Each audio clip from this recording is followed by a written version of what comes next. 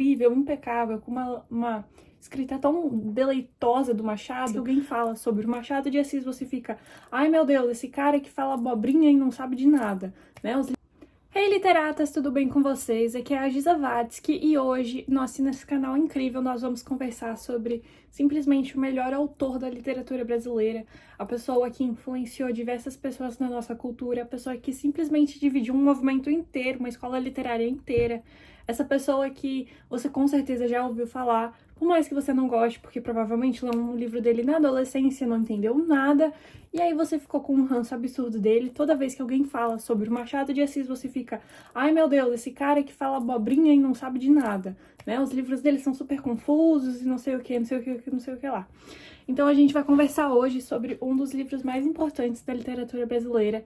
Esse livro que dividiu, como eu falei antes, o romantismo do realismo, essas duas escolas literárias tão diferentes. Tanto que no romantismo o Machado tem algumas obras românticas, como Helena, que eu já li. Não lembro muito bem do livro, mas eu sei que eu li, ele tá lá na estante, precisa de uma releitura com toda certeza. E aí Garcia e mais alguns outros. E a partir de Memórias Póstumas, esse livro tão importante, a gente teve o início do movimento do realismo no Brasil.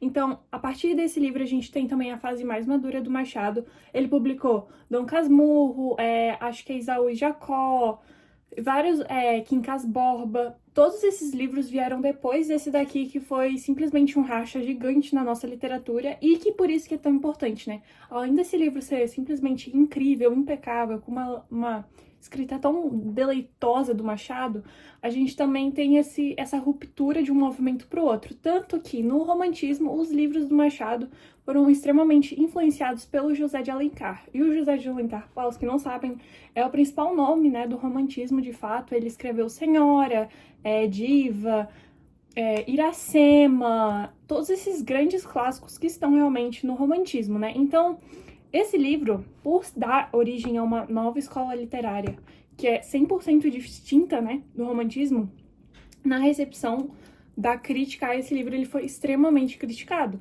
Porque, assim, é um livro que vai jogar indireta para todo mundo, vai usar ironia para a sociedade brasileira do século XIX, assim, discretamente, né? Porque o Machado tem esse humor ácido, bem polido, e ele é colocado de uma forma bem certinha, só que é diferente, né, do que eles estavam acostumados. É uma recepção distinta. É tipo, se eu não me engano, o Retrato de Dorian Gray também sofreu por uma coisa assim, porque as pessoas, elas leram o livro e viram que não era...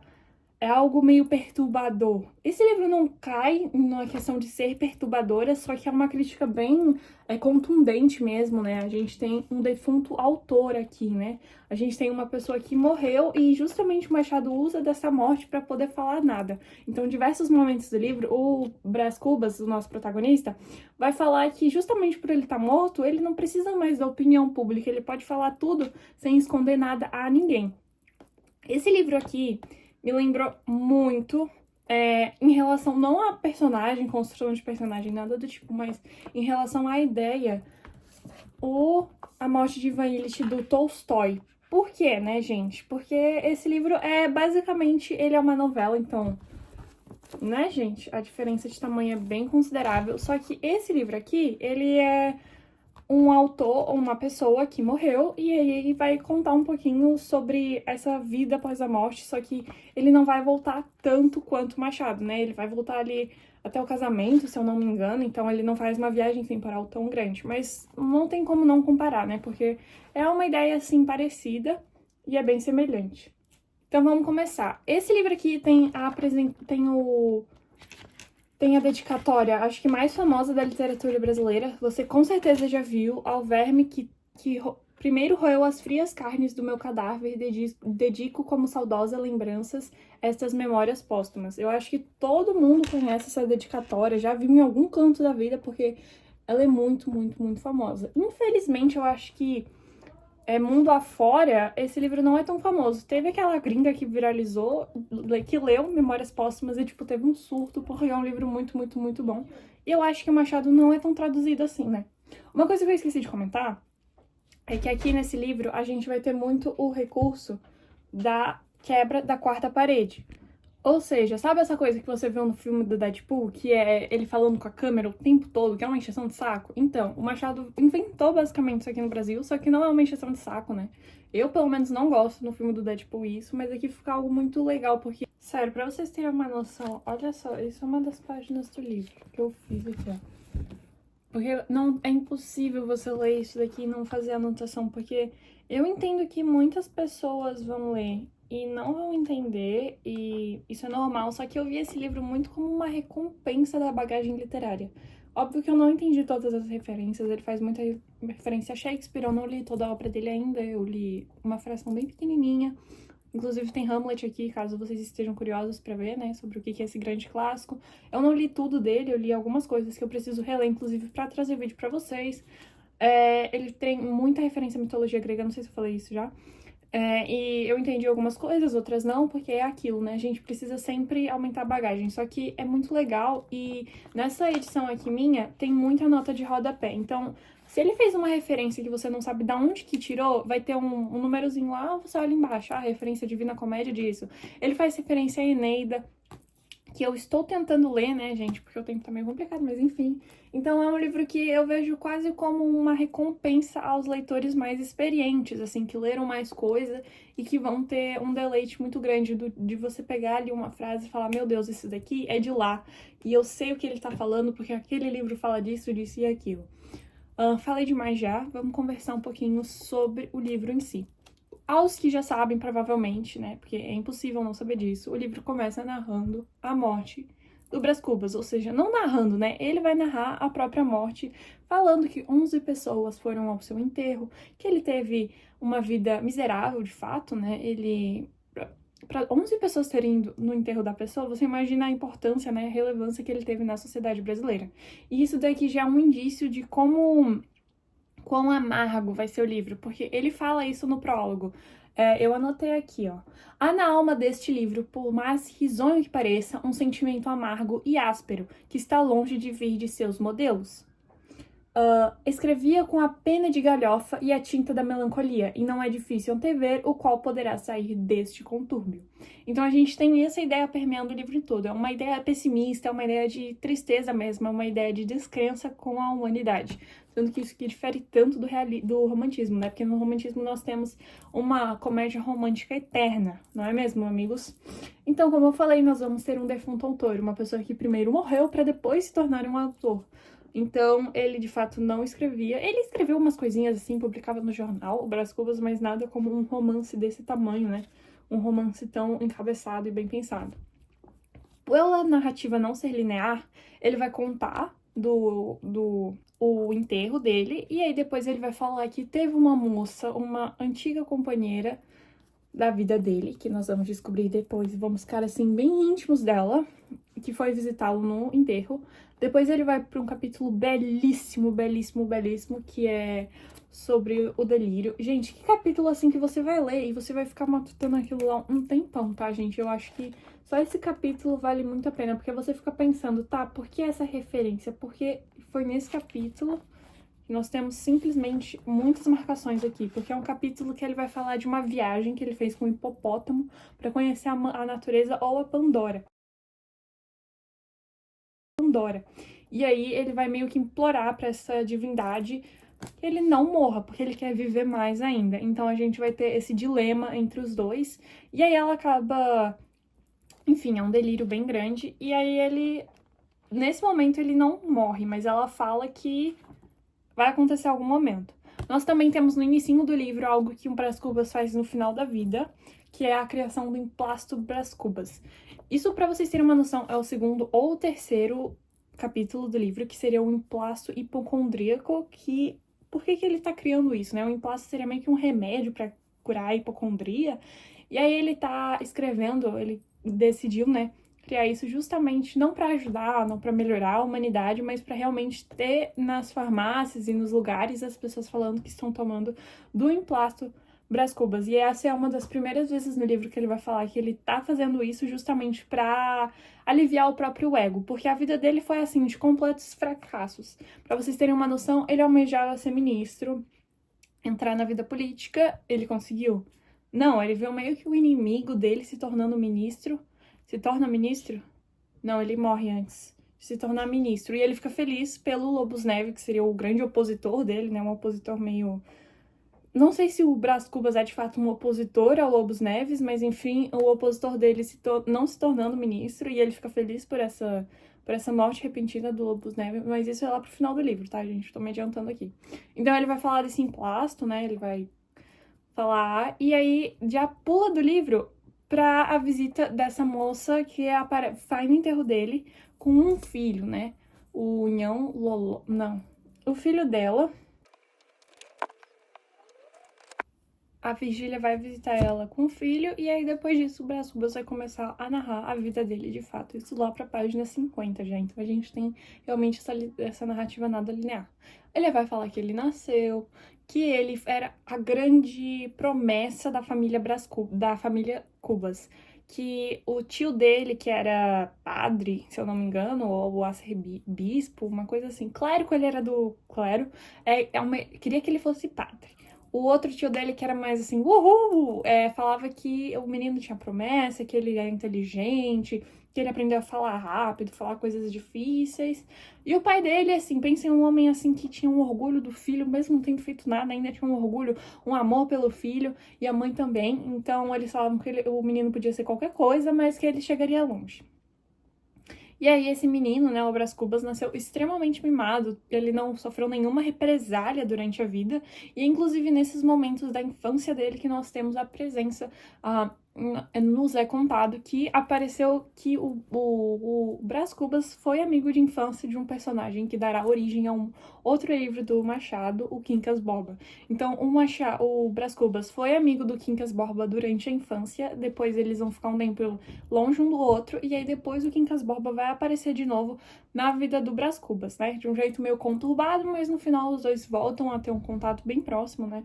Talvez seja a única figura ali um pouquinho mais da metade do livro pra frente que esteja realmente presente na vida do Machado do Brás Cubas, que seja um amigo assim um pouco mais, não sei se uma boa influência, mas um amigo que tá ali um pouco mais próximo dele de fato. Então ele vai falar disso, e aí depois vai saltar, dê um lapso temporal para a adolescência dele. O que nós temos na adolescência de um menino rico mimado? Nós temos um enamoro por uma moça que, honestamente, não seria muito bom o filho, né, de uma pessoa política importante, né, que seria o pai dele muito influente na política, com muito dinheiro, blá, blá, blá, blá, blá, blá, blá, blá. Tem esse filho que seria a grande promessa dele. Uma coisa que é importante falar, ele tem uma irmã, que é a Sabina, e o cunhado, que é o Cotrim, mas eles vão aparecer mais pra frente.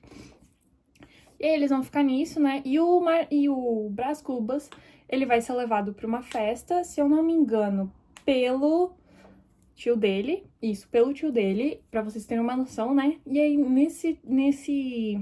nessa festa terão somente mulheres mulheres. Nisso ele já conhecia a Marcela, que seria uma cortesã espanhola, com uma vida bem complicadinha, né? E aí ele se apaixona perdidamente pela Marcela. Só que algo que é muito interessante de falar é que o amor deles durou 15 contos de réis, se eu não me engano. Pra vocês terem uma noção, né? É esse tipo de ironia que o Machado vai usar no livro dele.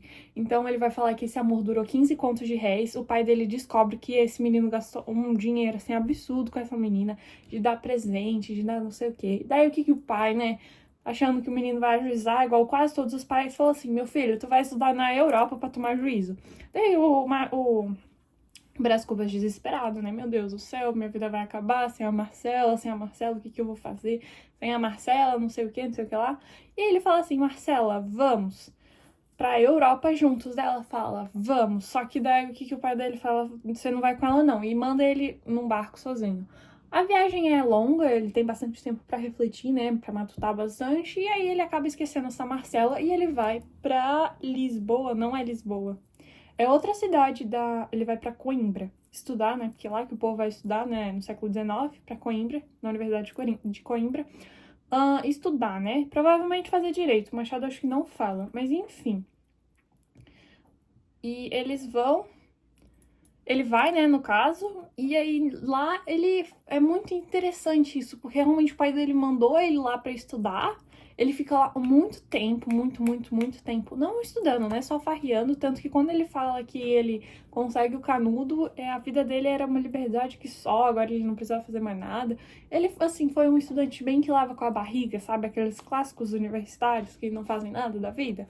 Foi o Brás Cubas, né? Então a gente já tem uma noção da personalidade do cara. Um menino que cresceu mimado, que recebeu uma baita oportunidade, né, de estudar em Portugal. Obviamente não aproveitou. O primeiro amor dele foi uma cortesã. Então a gente já tem nessas coisas. Ele só volta de Coimbra justamente porque ele recebe a notícia, né? A fatídica notícia que a mãe dele está morrendo. Ele chega lá e a mãe já morre, então ele acaba ficando por lá mesmo, ele fica meio desolado. Só que como ele fala, a vida precisa continuar. Ele fica trancafiado uma semana e aí a mãe dele pra viver o luto e depois ele já volta. E aí nisso o pai dele propõe algo assim, né? Meu filho, você se formou e agora você precisa entrar na política. Então eu tenho proposta, você vai virar deputado e se casar. Com quem? Com quem que vocês acham? Com a Virgília. Então ele vai se casar sim com essa Virgília, teoricamente. E é muito legal porque o Machado ele coloca um trecho da Eneida, que inclusive eu tô lendo. Ele coloca um trecho da Virgília e começa a escrever o nome Virgílio num guardanapo, isso no restaurante. E aí o pai fala, isso mesmo, meu filho, a tua noiva se chamarás Virgília, que é uma moça ali de uma família importantinha, né? Não é uma super rica, mas é importante. É uma moça, assim, teoricamente, bem educada, enfim, né? Tudo isso daí que um deputado precisa. Tanto que o Cotrim fala pra ele, o meu pai. Alguém fala pra ele que pra você entrar na política você precisa, sim, ser casado. Então, pra vocês terem uma noção, né? Ele precisa arrumar essa noiva, o pai arranja esse casamento, e então ele vai ficar nessa de conversar um pouquinho com a Virgília por um tempo. Só que não é aquilo, né? Não é um amor arrebatador que leve os dois e leve um ao outro a fazer loucuras estrondantes. Não é um amor, é realmente um contrato que eles estão fazendo. Até que ele conhece a Eusébia, que seria filha da Dona Eusébia, que tem todo um caso lá da Dona Eusébia com o Vilaça, que acontece bem no início do livro.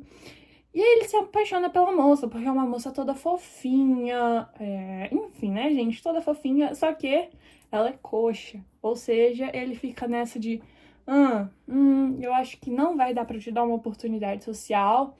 Ele já estava comprometido à Virgília nessa época, então a gente já tem, né? E aí ele fica de trelelão um tempinho com a moça, só que aí depois, né, ele realmente precisa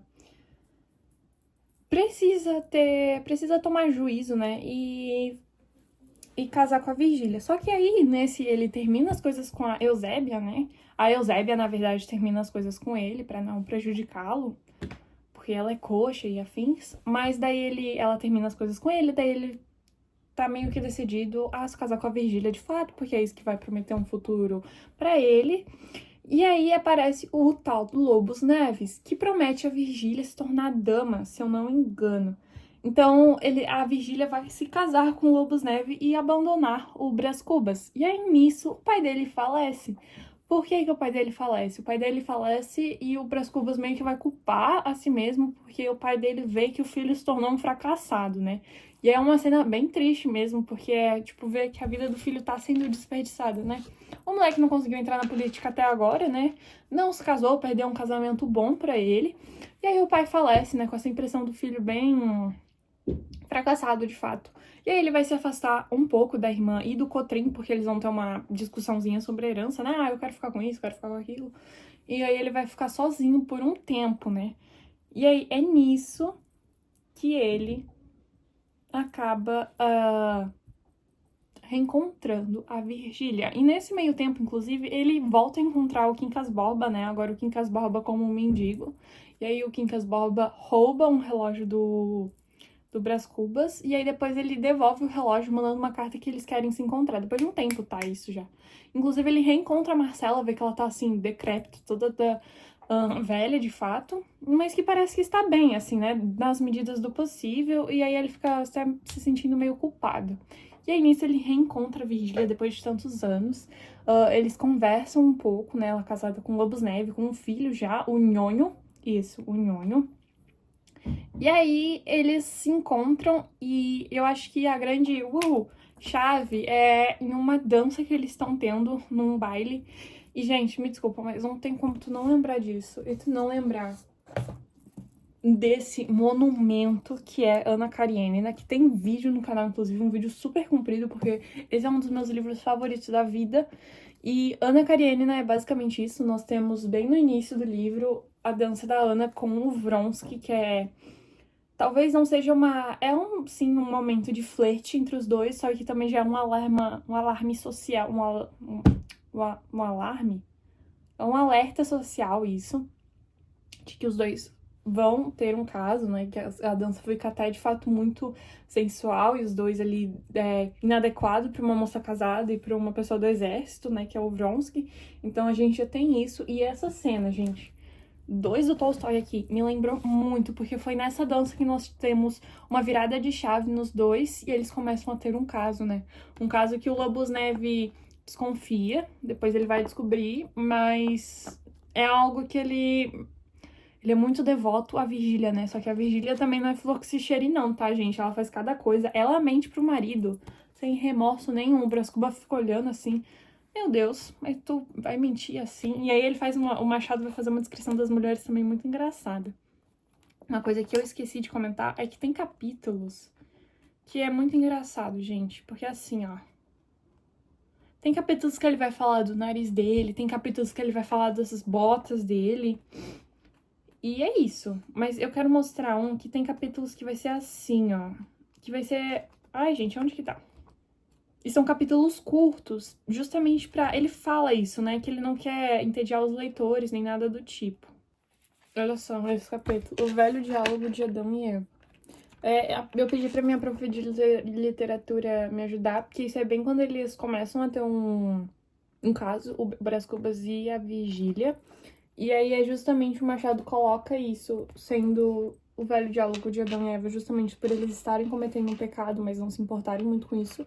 E aqui, justamente, não ter palavras sobre, eles não... Eita, caiu minha folha. Eles não quererem comentar sobre o assunto. Tem um outro capítulo, que é quando morre... Depois dele ter se separado da Virgília, uma pretendente desse, que essa é a Nhan Loló, pra Febre Amarela.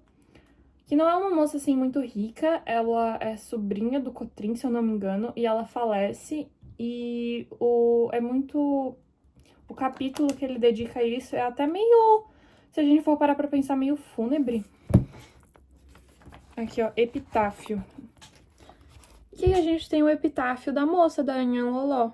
Olha só isso. E tem vários capítulos assim. Tem um capítulo que é Quando Não Me Tornei Ministro, que também é a mesma coisa, uma página em branco. Justamente pra representar que o Machado não quer falar sobre esse assunto, né, gente? O Machado, o Brás Cubas. Me adiantei.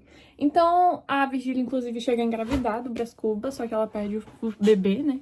E aí, nesse momento, o Lobos Neves é oferecido um cargo no norte. A Virgília implora pro Brás Cubas ir, mas ele vai no momento, só que aí bem quando vai ser anunciada a proposta... Inclusive, o Lobos Neves convida o Brás Cubas pra ser o secretário dele. O Brás Cubas aceita o Cotrim, que é o cunhado dele, fala assim, não vai, porque isso vai dar um alarde gigante, vai ser estranho lá no norte isso. E aí o Brás Cubas meio que não dá a mínima pro cunhado, ele aceita, só que bem no dia que vai ser anunciado esse novo ministério, o cargo, ele vai se tornar meio que um governador ali pra onde eles estão indo. O Lobos Neve não aceita porque é anunciado no dia 13 e eles têm toda uma o Lobos Neve tem toda uma superstição, gente, gigantesca sobre isso. Então acaba que meio que não dá em nada, né? Então eles ficam ali mais um tempo. E uma coisa que eu esqueci de comentar que é bem importante é que nos encontros, né, o Brás Cubas sugere fugir, né, gente? Acho que a gente viu que não dá muito certo fugir, mas enfim, ele sugere fugir, a Virgília não aceita. Então eles meio que arrumam uma casinha de uma ex-serviçal, não sei se dá pra colocar como serviçal, mas meio que como uma governanta, assim, da casa da Virgília, a Dona Plácida.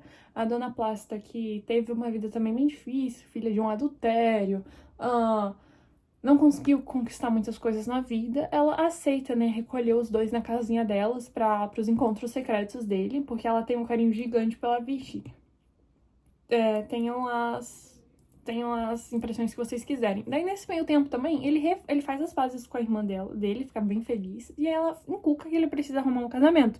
Daí é nisso que eles sugerem ele conhecer a Nhan Loló, que é uma mocinha bem nova, fofa, um doce de pessoa. Nisso também a Virgília acaba encerrando, né, o caso de um jeito até bem seco, né, que dá até uma compaixão, porque, não sei se compaixão, mas ele encerra as coisas. Ela vai viajar com o Lobos Neves, porque daí sim o Lobos Neves foi promovido.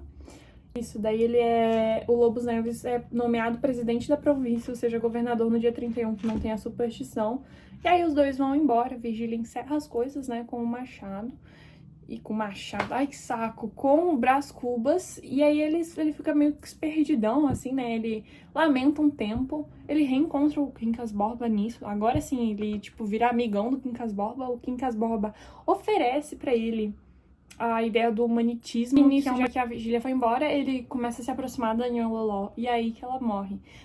Pelo pai dela, o irmão do Cotrim, ser uma pessoa, assim, meio, sabe, né, meio... não uma pessoa muito confiável, nem boa pinta, assim, poucas pessoas vão no enterro dela, o que é bem triste, porque ela parece ser uma moça bem bonitinha, né? E aí o Brás Cubas, depois disso, né, ele não fica de luto por muito tempo não, tá? Não fica muito tempo de luto, o Brás Cubas, e ele se torna finalmente ministro, né, gente? Ele vira ali um ministro opositor ao Lobos Neves. E aí a gente já viu, né? Ele vai começar a publicar jornal de oposição e tudo isso daí. E aí quando ele atinge pra ser ministro, ele deseja do fundo do coração dele virar ministro, né? Ele vira deputado porque quer ser ministro. Só que o cargo de ministro,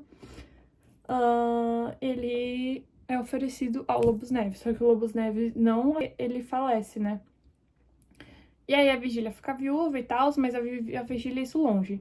E aí ele, como deputado, com o jornal de oposição, com o Quincas Borba, que o Cotrim também fala, meu filho, não faz isso que vai dar ruim, a dona Plácida doente, e a Virgília manda uma carta assim, bem secona pra ele, falando que é pra visitar ele. E meu Deus, pensa numa pessoa assim, ó, que vai falando mal da dona Plácida, vai falando mal da dona Plácida, fala que não vai ir, porque não vai ir, e que deixou dinheiro pra ela, e ela que usou mal, e não sei o que, não sei o que lá, não sei o que lá, sendo assim, bem... não querendo, sabe? A gente vê o reflexo, de fato, dele achar que as outras pessoas... É uma ideia, assim, até meio...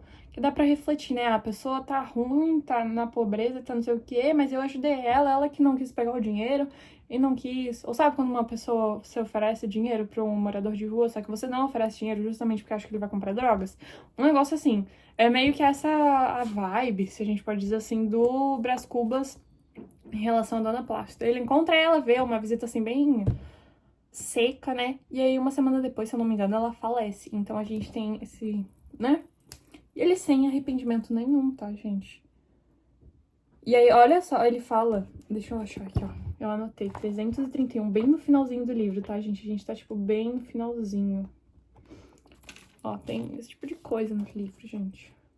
Ele deu 5 contos pra ela, tá? Ele gastou 15 contos de réis com a Marcela, enfim. Quanto aos 5 contos, não vale a pena dizer que um canteiro da vizinhança fingiu ser namorado de Dona Plácida, logrou espertar-lhe os sentidos ou a vaidade e casou com ela. Lembrando que a Dona Plácida sempre falou que os homens se jogavam pra cima dela pra pegar o dinheiro dela, né? Não que ela fosse muito rica, mas enfim, né? Vocês entenderam.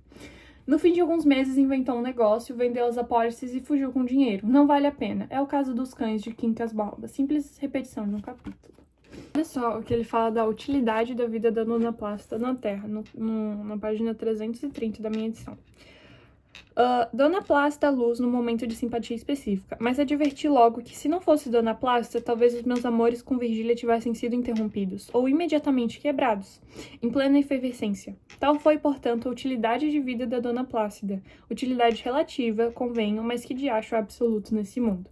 Ó, a definição de humanitismo aqui é bem simples, tá? Porque eles vão ficar falando isso daqui, gente, um tempão mesmo. O humanitismo não excluía nada. As guerras de Napoleão, uma contenta de cabras eram, segundo a nossa doutrina, a mesma sublimidade, com a diferença que os soldados de Napoleão sabiam que morriam, coisa que aparentemente não acontece às cabras. Então a gente tem mais ou menos uma filosofia assim, tá, gente? E é isso, gente. O livro, daí ele vai acabar, né, depois disso, sozinho. Ele até vai parar numa ordem religiosa, justamente depois de perder o amigo dele, o Quincas Borba, que ele vai ficar com demência e ele vai acabar falecendo. Ele vai numa ordem religiosa tentar, nem sei, tá, gente, tentar se curar ou algo do tipo. E ele, né, a gente já sabe, né, que não dá muito certo. Ele fica lá um tempo e aí ele vai de lá e... Ah, ele vai, gente? Ai, desculpa. Ele vai antes, com o Quincas Borba já... Um pouco antes do Quincas Borba morrer, o Quincas Borba morre, e aí, ao voltar, o Quincas Borba tá doente, tá com loucura, e aí ele morre. E aí depois nós temos também a morte dele, né? Um pouco tempo depois ele se lamenta de não ter inventado o emplasto antes, porque ele fala que o emplasto teria salvado ele. Então, gente, é basicamente isso. É um resumão bem resumido desse livro incrível, que é Memórias Póstumas de Brás Cubas. Eu acho que vale a leitura, tá? Se você leu na adolescência, não entendeu bulhunfas do livro, recomendo você dar uma lida em outras coisas e depois pegar ele de novo, tá? Porque vocês não vão se arrepender. É uma leitura, assim, tão maravilhosa. É tão, assim, você dá risada em algumas vezes, só que em outras você fica pensando sobre... E é muito gostoso esse livro, muito, muito gostoso, tá, gente? Eu recomendo de verdade a leitura, tá, deles. Acho que vale a pena, mesmo que você não vá prestar vestibular esse ano, porque esse também sempre cai, vale a pena ler. Não vai se arrepender, com toda certeza. Talvez você sue em algumas coisas, porque é aquilo, né? Não é um livro que a linguagem é daqueles livros que provavelmente os adolescentes leem de hoje em dia, né? Que é, e a trend do TikTok, e coloca o livrinho assim, enfim. Não é esse o tipo de livro, só que é um livro infinitamente melhor. Vou falar, eu senti, como eu falei no início do vídeo, uma recompensa, né? Ele é quase como uma recompensa de leituras passadas e ele é genial, de verdade. O Machado, pra fazer uma crítica absurda à sociedade, ele escolheu um morto pra falar isso, né? Um defunto autor. Genial, tá, gente? Vou deixar aqui na descrição pra vocês comprarem o livrinho, né? Muito legal nessa minha edição aqui da Penguin com a Companhia das Letras. Caso vocês queiram, vou deixar o vídeo de Ana Karenina e de Hamlet, que comentei também, na descrição para vocês darem uma olhada lá. Deixem seu like, se inscrevam no canal para vocês não perderem nada. Eu juro que eu tô tentando gravar, mas, né, é aquilo, é uma loucura sempre, mas eu tô tentando. Tirei aqui nessa quinta-feira, 1º de maio, pra gravar esse vídeo. Espero que vocês tenham gostado, tá, gente? De verdade. Professores de literatura, de letras desse meu Brasilzão, por favor, complementem o meu vídeo, me corrijam caso eu tenha falado alguma coisa errada. Podem fazer um textão, uma redação, que eu fixo o comentário pra vocês darem uma olhada, né? Pra esse realmente ser um porto aí pra quem não entendeu o livro, quer voltar, vai fazer vestibular e afins, tá, gente? Um beijão, fiquem com Deus, se inscrevam no canal pra vocês não perderem nada. Tchau, tchau, até a próxima.